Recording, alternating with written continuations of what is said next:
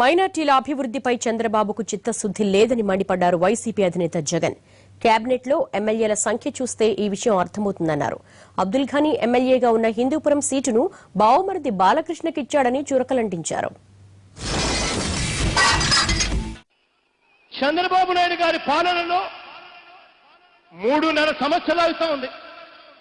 ఒక్క ముస్లిం కూడా తన కేబినెట్ లో మంత్రి పదవి కూడా లేదు. కానీ ఉన్నట్టుండి నంద్యాలలో ఉప ఎన్నికలు వచ్చేసరికి చంద్రబాబు నాయుడు గారికి ముస్లింలు గుర్తుకొస్తారు. చంద్రబాబు నాయుడు గారికి ముస్లింల మీద ఎటువంటి ప్రేమ ఉంది అనంటే, బాబు గారికి మైనారిటీస్ మీద ఉన్న ప్రేమ ఎటువంటిది అనంటే, 2014లో చంద్రబాబు నాయుడు గారు ముస్లిం మైనారిటీలకు ఇచ్చిన సీటు కేవలం ఒకే ఒక్క సీటు. ఆ ఒక్క సీటు కూడా ఎవరికి ఇచ్చాడో తెలుసా?